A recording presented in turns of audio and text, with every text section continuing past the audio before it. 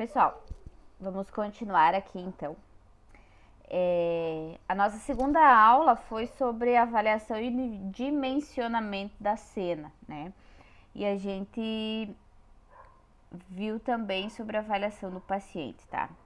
Essa aula é uma aula bem importante, porque a avaliação e segurança, dimensionamento da cena, envolvem a segurança do paciente, do local e principalmente dos profissionais, tá? Para que esse profissional não se torne uma vítima, mais uma vítima, como a gente conversou agorinha, né? Então a gente inicia já com duas perguntas de cara, né? Quando deve começar a avaliação da cena e quais são os componentes da avaliação da cena? A avaliação da cena, ela começa imediatamente a gente se aproxime ao local do atendimento. Isso não falando só de trauma, falando de atendimento clínico também, tá? E o que a gente deve avaliar na cena? A gente vai avaliar tudo na cena, tudo o que for necessário para que a gente consiga realizar um atendimento com segurança e consiga chegar até o final do nosso atendimento, tá? Fontes de informação no local da cena. Então, o que a gente sempre deve se questionar para avaliação e dimensionamento da cena. A cena por si só, ela é segura? A vítima pode ser removida desse local? Sim ou não? Por exemplo, a cena é segura? Uma cena vai ser segura quando? Quando ela não oferecer nenhum tipo de risco adicional, além do que a vítima já sofreu, né? Seja no trauma ou no clínico. Por exemplo, o paciente teve uma queda de altura, né? Estava numa escada de 3 metros e caiu lá de cima. Então, o risco que ela corria era de cair da escada, né? Então, esse risco ela já sofreu, ela já teve a queda que foi inevitável. Então, agora a gente tem que cuidar para ver se, por exemplo, essa escada que estava lá em pé, ela estava lá no telhado, não vai cair por cima da equipe, por exemplo. Isto é um risco adicional, tá? A vítima consegue ser removida daquele local? Ou, por exemplo, tem alguma coisa em cima dessa vítima que a gente não consegue retirar ela daquele local e a gente vai precisar chamar outra equipe, por exemplo, o bombeiro, ou se tiver energia elétrica no local, a gente vai precisar chamar a Celesc ou algum outro órgão de apoio, né? O que mais a gente vai ter que avaliar nessa cena? A vítima, por si só, né? A vítima tá consciente, ela tá confusa, ela tá respirando, não tá respirando? Qual é a situação?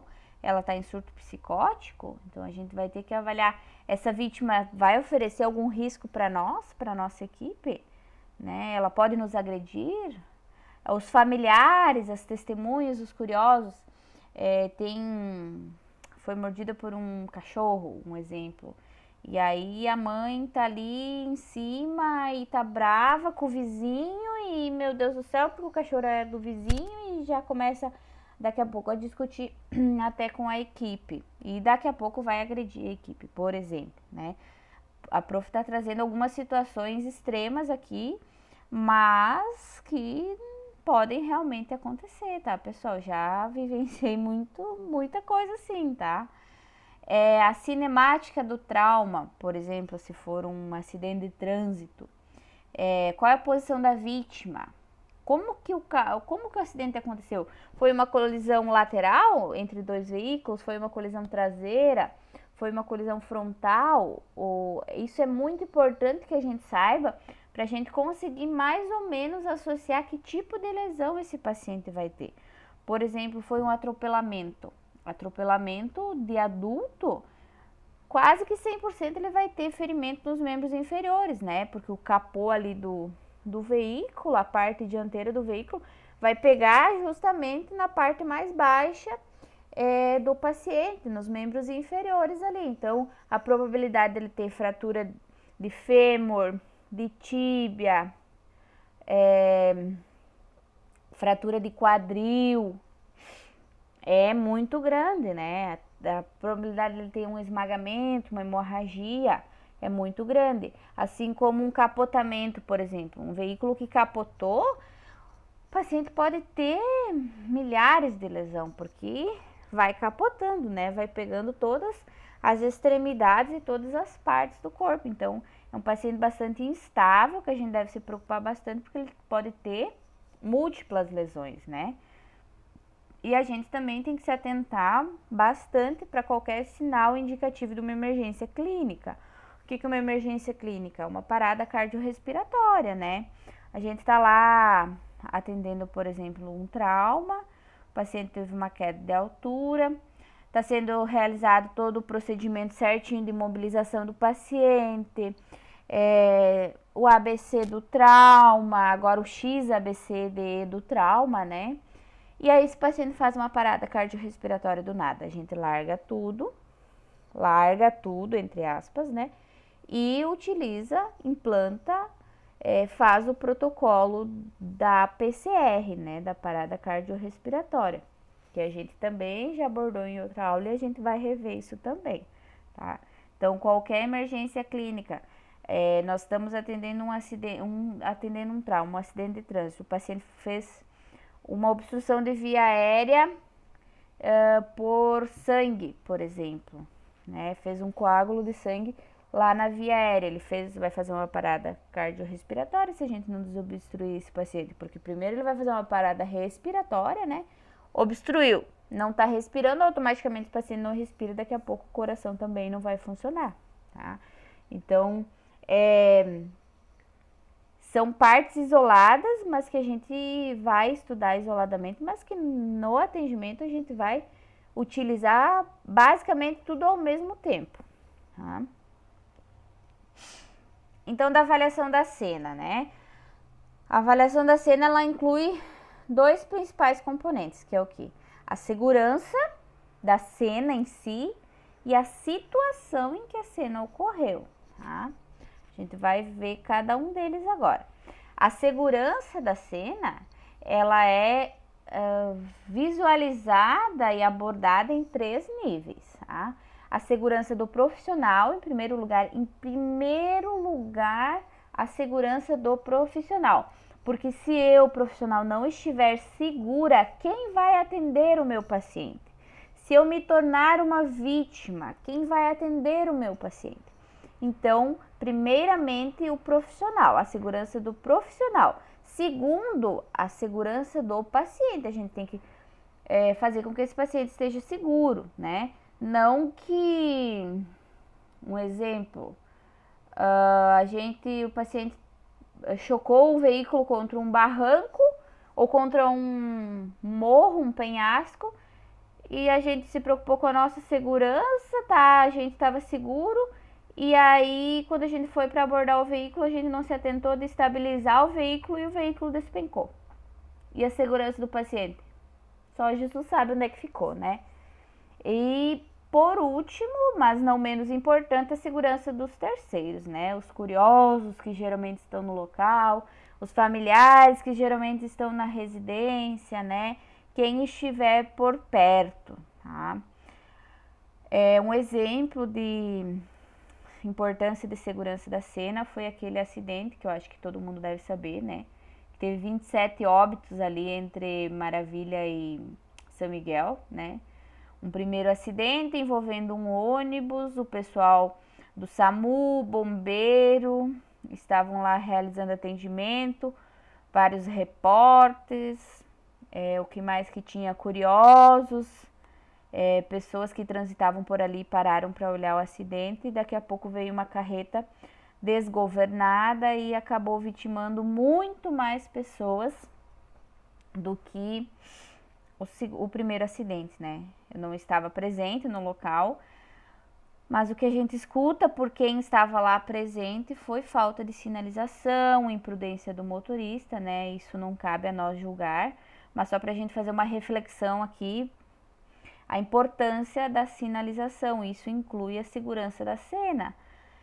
Será que os profissionais estavam seguros? Não estavam, né? Porque o local não estava bem sinalizado. Era perto de uma curva, talvez se a sinalização tivesse iniciado mais acima, talvez não teria ocorrido este acidente que vitimou tantas pessoas, né? Inclusive profissionais, muitos profissionais que trabalhavam naquele dia, né? Inclusive um colega nosso do SAMU aqui de Maravilha, ele foi vitimado, infelizmente, né?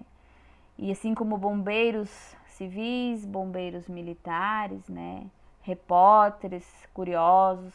Então, para que realmente vocês entendam que a segurança da cena é muito importante. Se vocês tiverem um dia a oportunidade de trabalhar, principalmente no APH, a segurança da cena é indispensável, gente. Porque aquela história, se o profissional não estiver ali, quem é que vai atender esse paciente?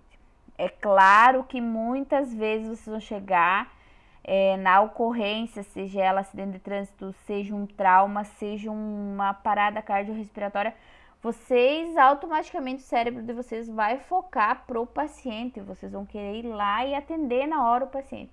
Mas aí cabe vocês parar, peraí, eu posso descer da viatura, tá? Esse ambiente tá seguro para mim ou é um ambiente que não tá seguro, eu corro risco de vida, né? Então, sempre, sempre, sempre, sempre avaliar e lembrar. Primeiro a minha segurança, depois a do paciente e depois a dos terceiros, né? Sobre a segurança da cena, o que eu preciso garantir, né? Eu preciso garantir o quê?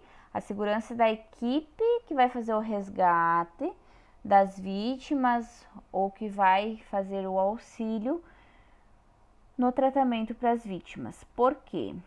Eu tenho que avaliar todo e qualquer risco adicional existente neste local.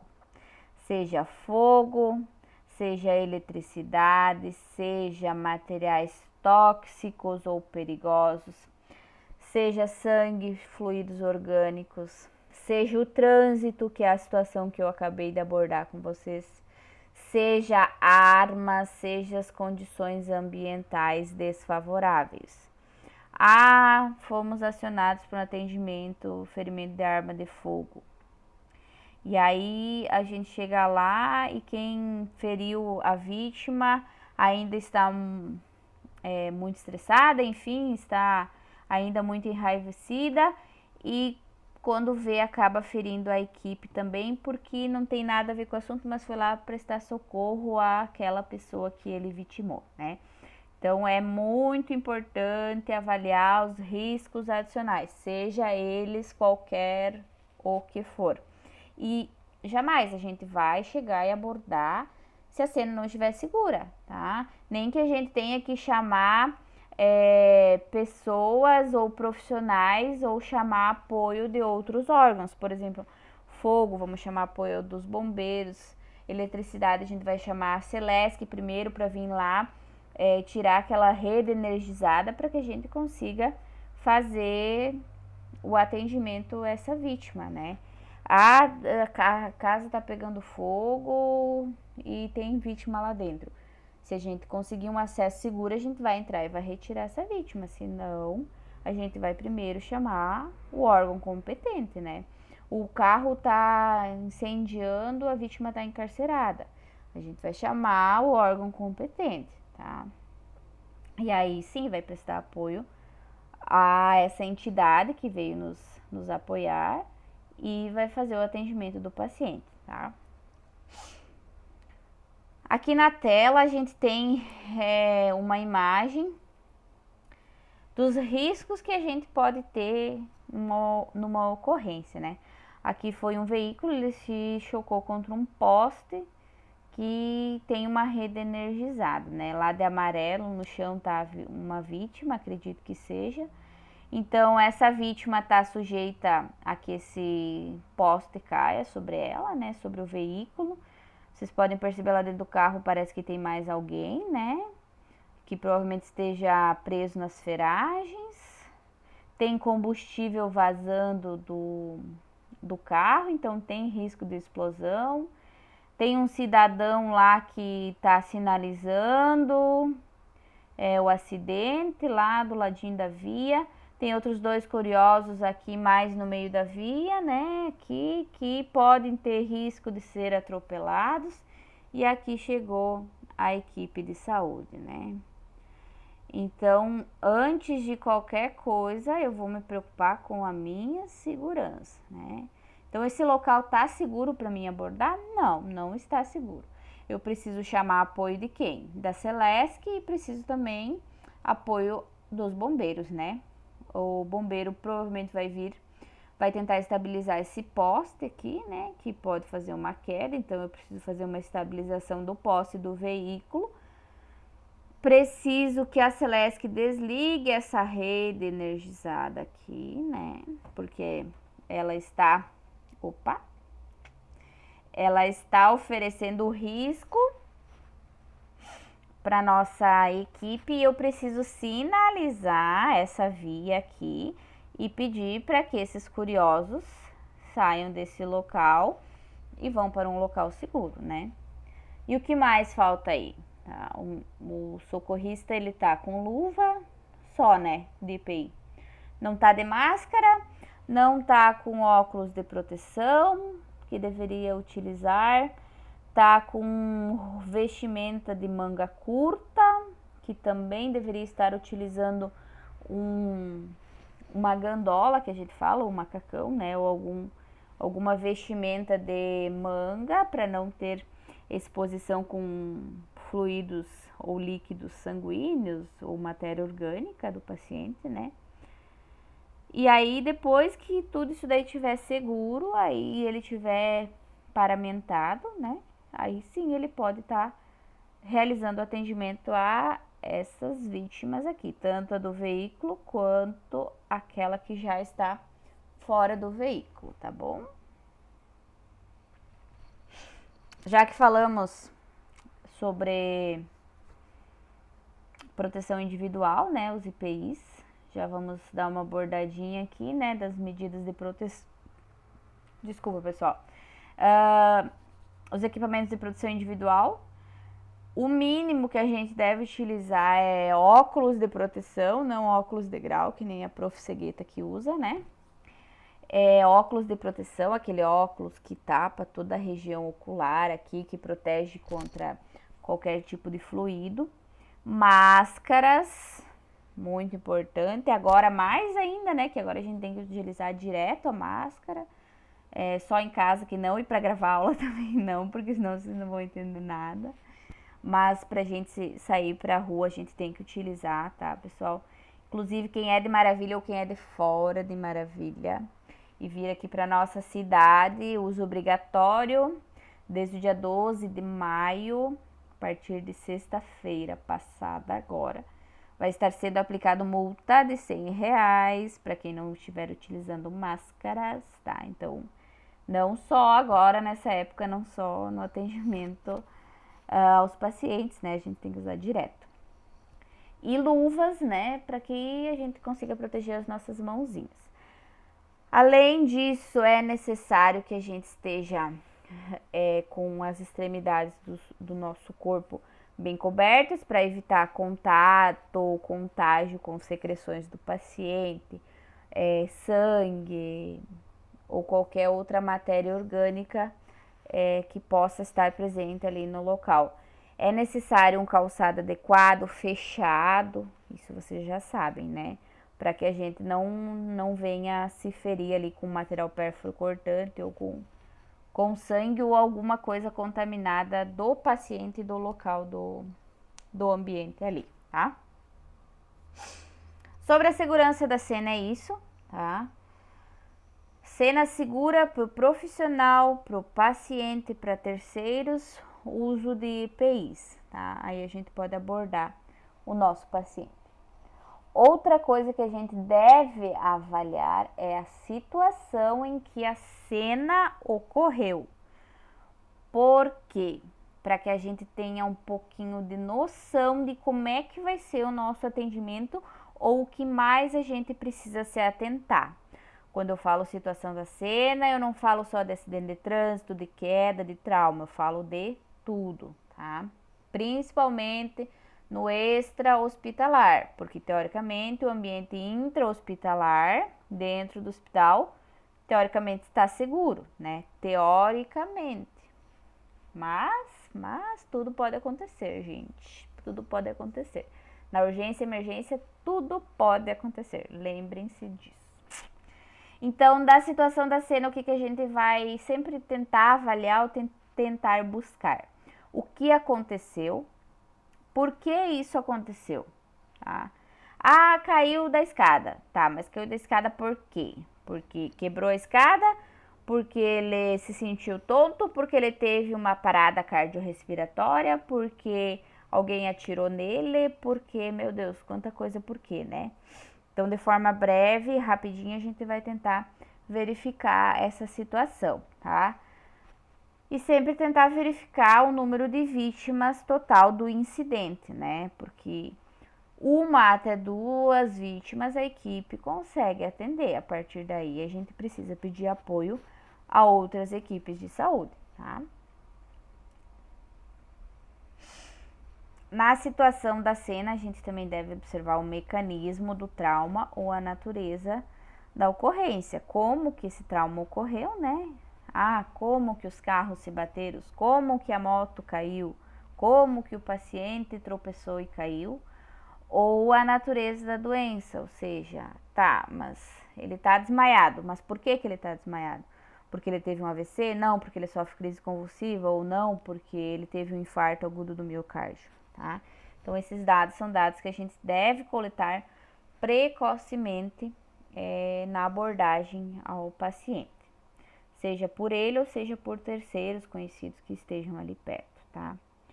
A necessidade de recursos adicionais a gente já conversou, né? Que se for preciso a gente vai chamar a polícia, bombeiro, centrais elétricas, no nosso caso Celeste, Ceraçá, ou enfim, qualquer outra central. Central de água, se tiver, sei lá, um alagamento, alguma coisa nesse sentido. Central de animais, se tiver um cachorro extremamente raivoso, um animal peçonhento, né? Um elefante, uma onça, né? Isso pode acontecer aqui na nossa região. Hoje tá tudo possível, né? Só para descontrair um pouquinho, pessoal, tá? Então a gente tem que, e além disso tudo, a gente ainda tem que gerenciar os riscos, como eu já falei para vocês, tá? Qualquer risco que possa não gerar segurança a nós profissionais ou ao paciente, seja ele sinalização, seja ele envolvendo a remoção da vítima, seja ele precisando fazer um isolamento para a gente conseguir retirar essa vítima, deslizamento de terra, se for um choque contra um barranco, seja risco de explosão, violência, agressão, tudo isso a gente tem que sempre gerenciar, tá? Aqui mais uma imagem ilustrativa, né? Sempre chamar viaturas ou órgãos necessários. Aqui, pessoal, muito importante, quem vai trabalhar na urgência, emergência extra-hospitalar sempre vai trabalhar com uma viatura, com uma ambulância, né? Então, a viatura deve ser sempre utilizada como escudo, tá? Dos profissionais. O que é escudo? Como barreira, tá? Aqui, como vocês podem perceber, olha só. Aqui aconteceu uma colisão, digamos que traseira, mas na parte lateral. Provavelmente uma ultrapassagem aqui, né? Meia forçada, e aí o cara acabou batendo na traseira. O fluxo de veículos é nesse sentido aqui, né? Então a polícia aqui, esses xizinhos seriam os cones que a gente deveria colocar para sinalizar. Opa, pera lá, vamos voltar. Aqui os cones para sinalização da via e interromper esse trânsito. E aí a polícia colocou deste lado aqui, por exemplo, a viatura dela como escudo. E a equipe vai estar aqui trabalhando, né? Então a viatura da ambulância, seja do SAMU, seja do bombeiro, veio aqui, parou aqui na frente, com uma distância segura dos veículos, para que se por um acaso vier um veículo na direção contrária, ele primeiro vai atingir a viatura e depois os profissionais, tá? tá?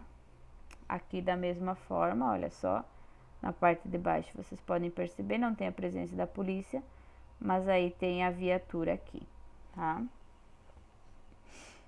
Essa tabelinha aqui é uma tabela que mostra mais ou menos o quanto de percurso que um automóvel, um carro de passeio, um caminhão leve e um caminhão pesado demoram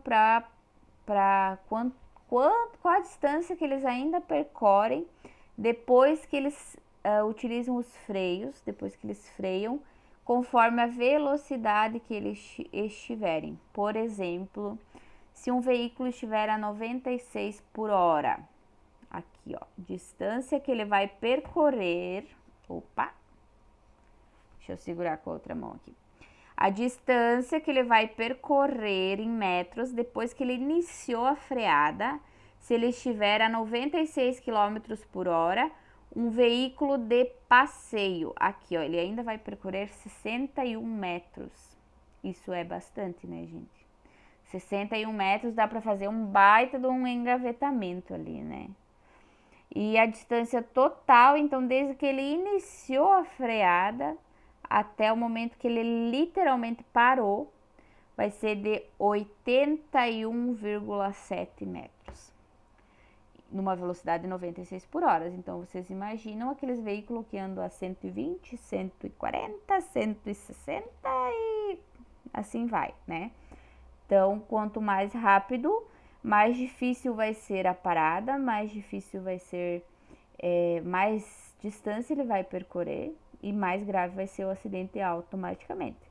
E também pode ter mais veículos e mais pessoas envolvidas, tá? Então, por isso é sempre importante mais ou menos ter uma estimativa da velocidade do veículo, falando em caso de acidente de trânsito, tá? Muito bem, sobre a avaliação da cena era isso. Vamos falar um pouquinho da avaliação do paciente, então.